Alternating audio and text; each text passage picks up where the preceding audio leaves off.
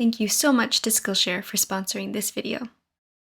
Hello everyone and welcome to a new reading and writing vlog. I have so many exciting things to tell you about in this video and I'm just very excited. So without further ado, the things that I will be going over in this video just so that you know what to expect. I have some really exciting writing updates with the first draft of my novel, so if you are new here, hello, welcome. My name is Carolyn. I am a freelance illustrator, writer, and content creator, and I am working on my first book, and I am almost done with the first draft, and I am incredibly happy with it, so excited, and this is me just documenting the process. I am also an illustrator. I can't really show you guys too much of the illustrations I've been working on just because I want to keep that private, but I do have a bunch of reading updates. Well, not a bunch. I have 2 reading updates that I know you guys will be excited for, so I'm going to get to that a little bit later in the video, but I did finish The Brothers Karamazov by Fyodor Dostoevsky, and this is for the book club that I am a co-host of with my friend Emma from her YouTube channel Emmy, and we host the book club Game of Tomes, which is where we read 2 books by different authors that have similar themes. So the other book that we read is The Stranger by Albert Camus, and I have so many thoughts about these books and I can't wait to tell you all of my thoughts, but I am going to save quite a bit of what I want to discuss about the books for the live show. I do want to say that it is going to be happening, I believe, in the middle to the end of July, just because I have some exciting plans happening soon in my personal life, and we just might have to push, or we are going to have to push the live show a little bit, and we haven't told you guys yet, so maybe it would be a good idea for me to just mention that now, since I'm going to be talking about these books. Okay, so let's just get right into my writing updates. So the last video that I uploaded about my writing process was a little more than a month ago. It was May 19th, and today is June 21st. And when I finished that video, I had written 24,921 words. In that video, I worked on all of chapter 26 and half of chapter 27. I am now up to chapter 36. Well, so I have 36 written, and I'm going to be working on 37 today. My word count is 34,729 words. I cannot believe that I have written that much. I have 106 pages written as well. Also, if you hear any landscaping noises, it's that time of year again. If you are familiar with my videos, during the summertime, I always complain about the landscapers because my neighbors always have their landscapers come around the time that I film my videos. So that's okay. Just, I hope that doesn't bother you. You can't hear it too much. But yes, okay, so my book. I want it to be an everybody book so that everybody can read it no matter their age or background or anything. I want it to be an everybody book, but the target audience is geared towards a middle grade audience, which is about like 8 to 12 or 13. So without giving too much away about my own book, there are 2 voices in the book, the narrator and another voice. The way that they work together, they're in the same world, they're in the same space. And it is a bit multi-generational, like it is a bit historic, but it's also set in the early 2000s. Is that all that I want to say? I don't want to say too much. It tackles a lot of themes that are really important and special to me. If you guys have watched my videos, I talk about these themes that are in my book quite a lot, so there are a lot of Easter eggs in my other videos. I mention it without telling you that it's a really big part of my book. And I just don't want to say too much because I just don't want to jinx anything. I know that that's so silly, but I just want to keep it pretty private for now. But what I love is sharing the process with you. So I have read, I've not read. Well, I have read, but I've written about 10 chapters since I last updated you guys, and I'm at the part of the story, everything that is established in the beginning is really coming into form and coming to a head, and it's really exciting for me to write because I have set up all these little building blocks and now they're finally becoming a castle or some structure. And it's so exciting to see and so thrilling to work on and write. And something that I've been working on a lot recently is trying to figure out how I want to do the illustrations. So I went to school, I went to the Fashion Institute of Technology in New York City for illustration, and I got my minor in writing, and I never really found a style, I would say. I love working in a bunch of different mediums. I love using a bunch of different things to create art. Like I did a whole book cover for Anne of Green Gables using embroidery. I love using watercolor, oil paint. You guys know my red rabbit painting behind my tripod. I love using gouache. I love using acrylic. I love using graphite. Graphite is like my one true love. I love using a lot of different mediums, and I've never really stuck to one specific style. I feel like you can, when you look at my body of work, you can tell that it's done by one person, which I think is the important thing, but I've never really stuck to one specific way of illustrating, and I want to use that to my advantage for this book. So the thing that I am most excited about for this video is that it is sponsored by Skillshare. I have been the biggest fan of Skillshare for so long, and I am just so incredibly excited. So I am currently watching a Skillshare class which is taught by Andy J. Pizza, and I actually mentioned him in my last writing vlog. He is the host of the Creative Pep Talk podcast, and I have been listening to his podcast for years now, and I said in my last video that he has really been helping me so much along my journey because his podcast is all about staying pepped up as a creative person and living your best creative life. And so this class that I'm watching right now is titled Find Your Style, 5 Exercises to Unlock Your Creative Identity. And it has really been helping me because I've been trying to figure out, like I just said, what medium I want to use, what style I want to have. Anyway, without further babbling on, I'm going to tell you a little bit more about Skillshare now, and I am just so excited for you guys to have an opportunity to try out Skillshare for yourself. Again, I would like to say thank you so much to Skillshare for sponsoring this video. I'm so excited about this because Skillshare stands for absolutely everything I believe in as a person who made creativity their career. Skillshare is a learning platform filled with thousands of classes on any kind of creative skill you can imagine. Even better, they have hundreds of career-focused classes too. As more and more people are looking to reinvent their careers and follow their creative dreams, Skillshare is an excellent resource where you can learn to design a career that works for you. With classes on anything from productivity to building your creative confidence and starting a business, Skillshare is the place to take control of your creative path. I'm currently in the middle of figuring out where I want to take my career as a book illustrator and writer, and someone who has helped me tremendously along the way, unbeknownst to him, is the talented Andy J. Pizza. He is the host of my favorite podcast, Creative Pep Talk, and he also teaches some incredible classes on Skillshare, such as this one called Make Creativity Your Career, 6 Exercises to Create a Successful Side Project. It's all about conquering your creative side quests and working towards breaking into your career. Andy's passion and way of thinking is so inspiring and motivating, especially since I've been feeling a little nervous about the future of my own creative journey. If you're looking to embark on your own creative journey, I can't recommend you to check out the link below enough.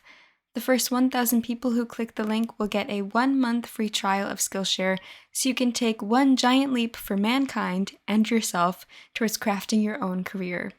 Thank you again to Skillshare for sponsoring this video. What you're doing for creative people is absolutely amazing.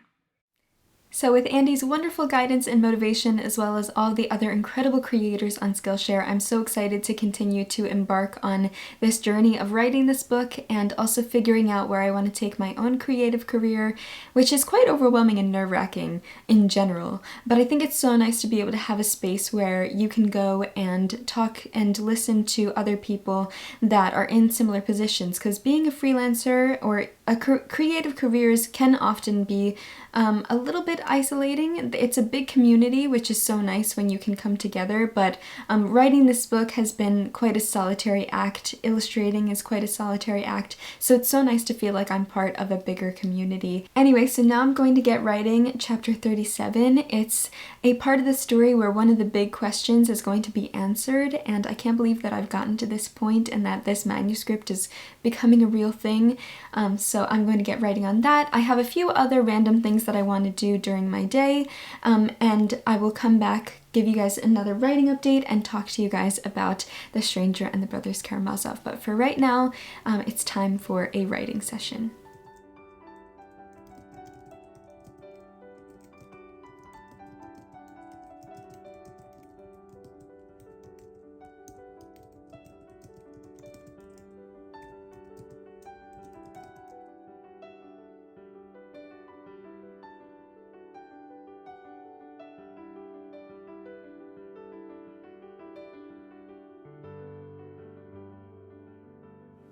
Hello everyone, it is now the next day. I didn't get a ton of writing done or a ton of work done at all really yesterday because I mentioned it briefly, but I do have some plans that are happening soon in my personal life. Basically some traveling, which I'm really excited about, but I realized that this video is going up after I get back, so I told you guys about the live show, but that's kind of unnecessary, but I just want to let you guys know anyway. The live show will probably be sometime in the middle to end of July. I am traveling. I am trying to get ready for that. I've just been very busy trying to get everything together and get ready, and yes. Anyway, so I didn't get a ton of work done yesterday. I'm probably not going to get a ton of work done today or tomorrow. But that's just because I'm trying to do a bunch of other things, and that's okay. I'm just trying to pre-film this video so that I have something for when I get back. And I've just been trying to pre-film and be proactive about my work. Anyway, without babbling on any further, I do want to talk to you guys about The Brothers Karamazov and The Stranger, which I have so many thoughts, but I do want to keep most of my thoughts for the live show. So let's start talking about The Brothers Karamazov. So I don't want to spoil the book, but basically what it is about the 3 Karamazov brothers and 1 illegitimate son. So there are really 4 Karamazov sons, but 1 is illegitimate. And it's basically about how these 3 or 4 different brothers are very different from one another, and we follow their lives as well as their relationship with their father. And each of the sons have a very different view and perspective on life and religion and morality and faith and everything. And we're following the different sons' reactions to this one event that happens that really changes the trajectory of their family relationship. Without saying too much, there is some murder that happens in this book. I won't say who gets murdered or who does the murder, or who does the murdering, but that is the main plot of the story. This is very much a philosophical book, although it is quite plot-driven. I think what Dostoevsky does so well in this book is explores emotion, explores morality, explores faith, explores religion, explores so many different themes. It really feels like an examination of the human psyche, which I love about Dostoevsky so much. So as you can see, I did tab up the book quite a bit, and I do have my little key of what the colors mean, and that kind of goes over the themes that are found in the book. So a lot of the themes that Dostoevsky discusses is faith versus reason, which is of course his whole conversation on religion and believing in a god and not believing in a god, and also innocence versus guilt. Of course, we're trying to figure out who did this murder, whether the person that they think has committed the crime is actually guilty or not. Another really big theme is jealousy and envy, because the relationship between one of the sons and the father figure, the son Dmitri or Mitya and his father, something that they grapple with, or that's a big conflict in their relationship, is that they both are in a relationship with this woman or young girl named Grushenka, and that has a really big strain on their relationship, which is a really big part of what eventually happens in the novel, and whether a certain someone is seen as guilty or not guilty, and it's going against a certain person. Don't want to say too much, don't want to spoil anything. Another common theme in the book is suffering, which is found in a lot of Dostoevsky writing. as well as family relationships. Family I have as one of my tabs, and then I have a tab for quotes that I like. Another thing that Dostoevsky explores beautifully in this book is free will, and I made a note. I have my notes out in front of me because I didn't want to forget anything. I wrote down, people have free will whether they wish to or not. That is, every individual is free to choose whether they believe or disbelieve in God, whether to accept or reject morality, and whether to pursue good or evil. And the way that he explored this through the brothers is so beautiful. So the eldest son, like I just said, his name is Dmitri, and he is known as the emotional lover of women. That's kind of like his overall character description. And then the middle son, Ivan, is the intellectual atheist. He doesn't believe in God, he questions God, and his quotes were so beautiful, and what happens to him in the story and his character arc is so symbolic. And then we have Alyosha, who is the Christian. He believes in a God very strongly, and he is the hero of the story because he grants acceptance and love to all. So he is seen as the hero of the novel by Dostoevsky. And then we have the illegitimate son, Smerdyakov, who is treated like the family servant, unfortunately. And his relationship to the characters and to the family is quite interesting as well. Dostoevsky spent nearly 2 years writing it, and it is the last of his novels, but it was actually supposed to be the prequel to a story that he never got the chance to write. So I have written down in my notes that Dostoevsky intended to write the sequel detailing the rest of Alyosha's life. Alyosha is the hero, but he died shortly after the publication of the Brothers Karamazov. At the outset of the story, Alyosha is a novice in the local monastery. In this way, Alyosha's beliefs act as a counterbalance to his brother Ivan's atheism. So that is a really big thing. I loved the relationship between Ivan and Alyosha because Alyosha is so kind and accepting and loving, and he loves all. And Ivan really challenges religion and challenges his beliefs and questions a lot of things, and the way that they discussed those beliefs was so beautiful and profound and really thought-provoking. I think this is one of the most thought-provoking books I ever read, because when you read Tolstoy, although I love him and he's one of my favorite classic writers, if not my favorite classic writer, Tolstoy kind of tells you what to think because he is telling you his opinion, whereas I feel like Dostoevsky really is asking you, what do you think? What do you believe in? It just felt really nice and refreshing to think that he's raising these questions that maybe you haven't given a lot of thought to, or that you want to think more deeply on, and you could think about them through the fact that the characters are also thinking about these things as well. I also have written down that Einstein considered the Brothers Karamazov to be, quote, the supreme summit of all literature, and said that he had learned more from Dostoevsky than any other thinker. And I think that that is quite interesting, quite cool that Einstein felt that way about this book and about Dostoevsky. So I think that is all that I wanted to say about the Brothers Karamazov for now. If you are interested in hearing more and hearing more spoilers, then we will be going into spoilers during the live show, so I figured I would keep it spoiler-free for this. Okay, now let's talk about The Stranger. This book really blew me away.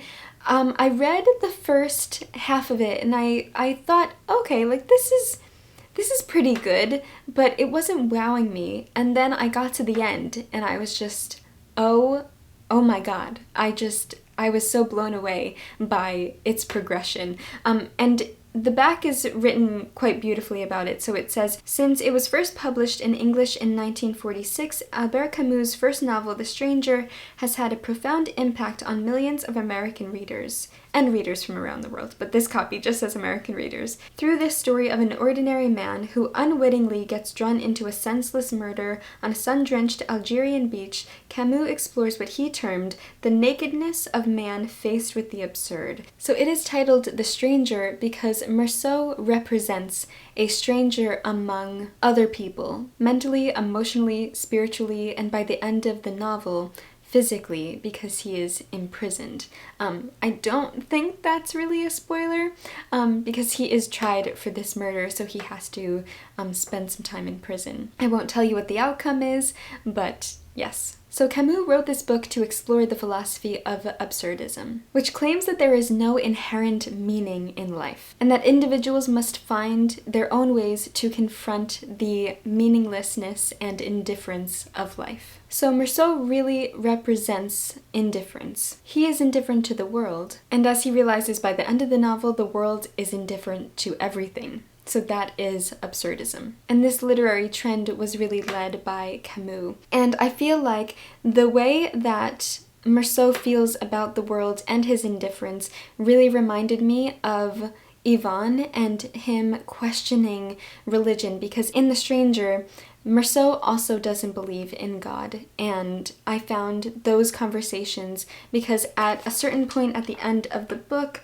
he is talking to a chaplain, I believe. Yes, he is talking to a chaplain, and I highlighted a few lines. So it says, "For the third time, I've refused to see the chaplain. I don't have anything to say to him. I don't feel like talking, and I'll see him soon enough as it is.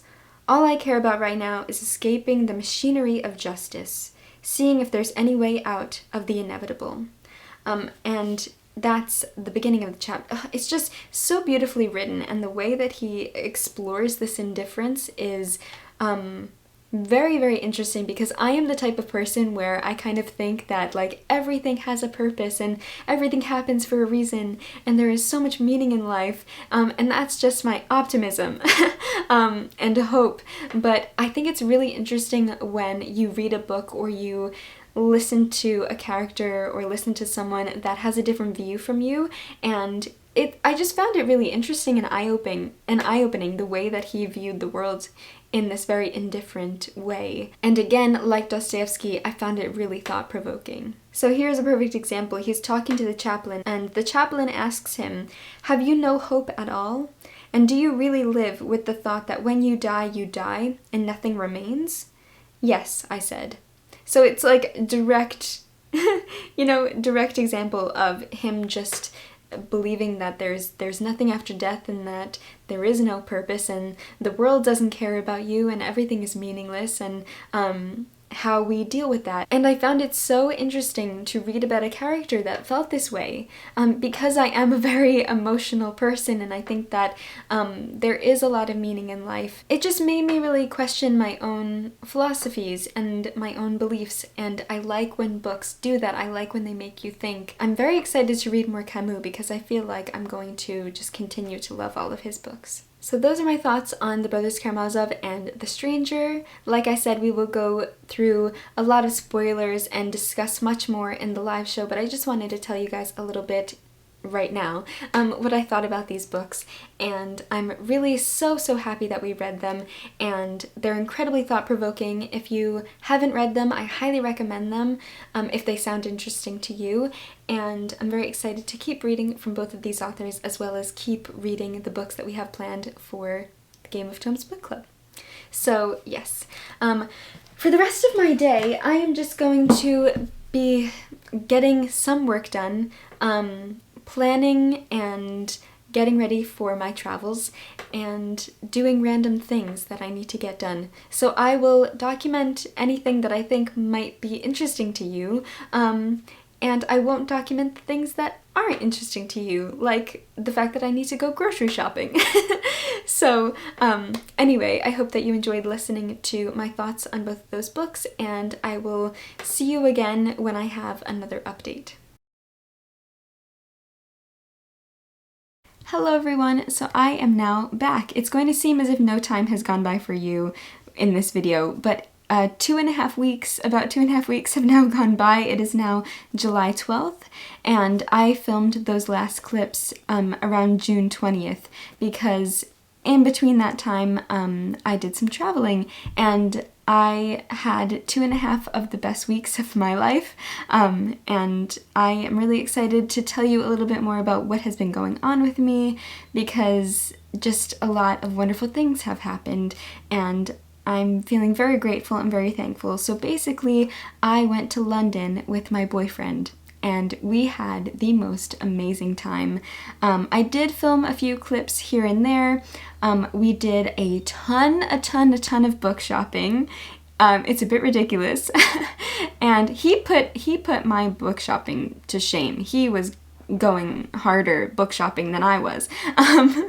Or equally, I guess. He got so many more books than I did. But anyway, it was just amazing. So I wanted to share with you a few clips that I took. Basically, I loved London. Oh my god, it was amazing. It was so inspiring. Ever since I can remember, I've always had this dream of living in the UK and living in London, and although I had never gone since before this trip, and so I finally went, and it confirmed the fact that I could completely see myself going there at some point or visiting more, or I just felt so at home in London. And the publishing industry in the UK, the bookstores, I was on cloud nine. It was incredible, and I just had the most incredible time, mostly in part to my wonderful boyfriend. So yeah, we just had an amazing time, and we did a ton of book shopping, and I do have some reading updates that I thought that I would share with you. But before I go into the books that I have been reading, I just wanted to show you guys those clips that I filmed in England. So I hope that you enjoy.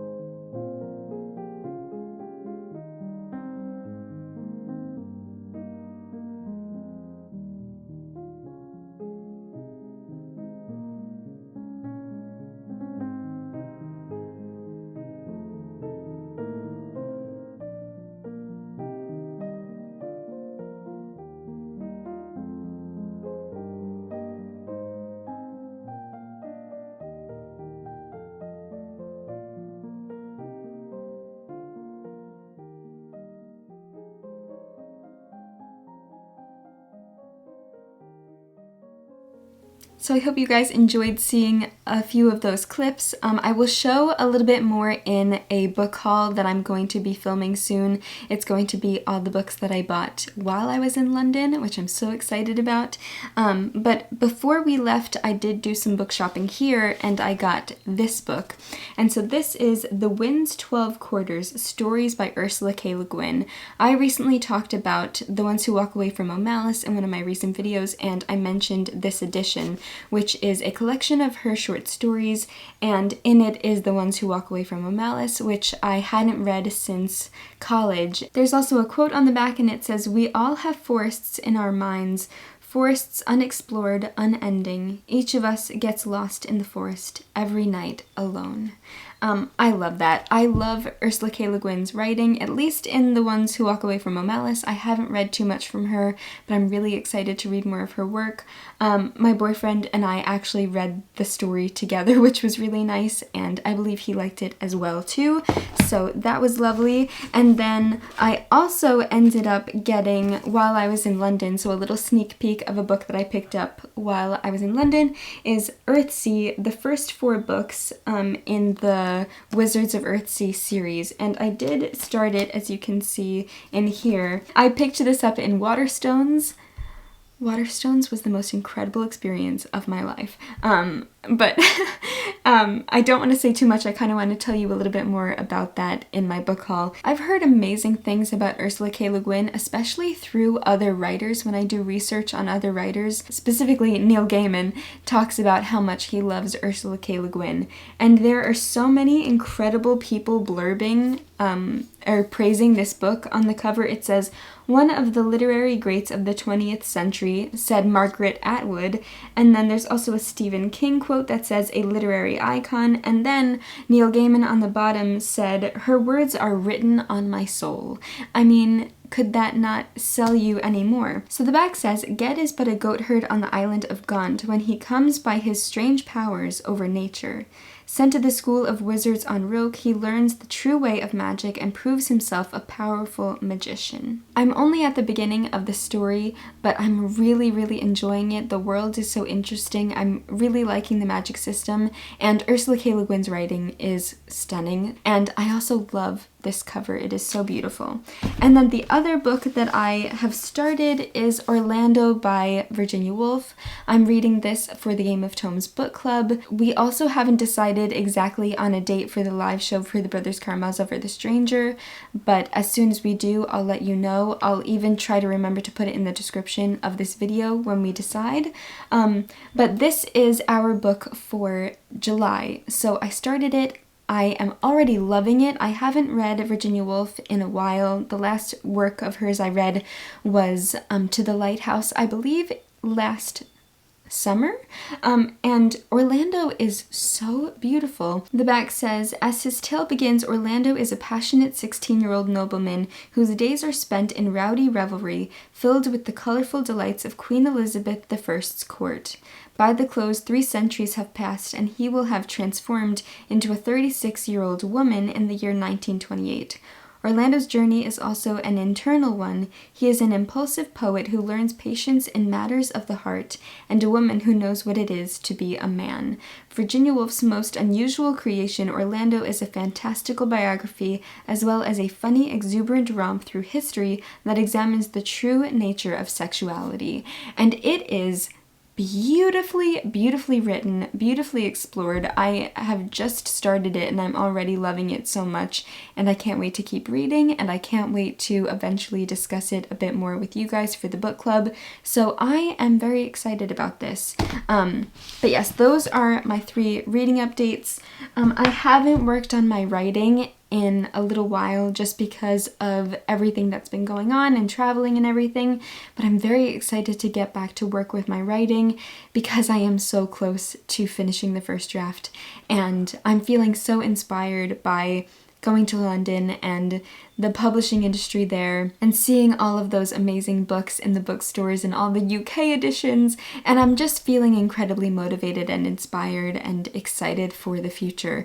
So I'm feeling very hopeful and grateful and yeah, just very excited. So I wanted to close out this video and tell you guys what I've been up to, why I've been gone for a little bit. I am now back, so I will be posting regularly again, and I will keep you guys updated with my progress with my book, what I will continue to read, all that usual stuff. And yeah, thank you so much for coming on this journey with me and for always being so kind and supportive and wonderful. And I can't thank you all enough so much for all of your support and supporting my Etsy shop. I just have been trying to get back and catch up with Etsy orders, so I sent a bunch out yesterday, and I've just been trying to get back into my routine. So just a huge thank you for all of your support and all of your kindness, and a gigantic thank you to Skillshare for sponsoring this video. Again, I can't recommend you check out the link below enough. The first 1,000 people that click the link get a 1-month free trial for Skillshare, and I just am so excited to provide that for you guys because it is just an amazing thing. I love Skillshare so much. So yes, that is all for me today. Thank you so much for watching this video again, and I hope to see you soon in another one. Have a wonderful day wherever you are, and happy reading.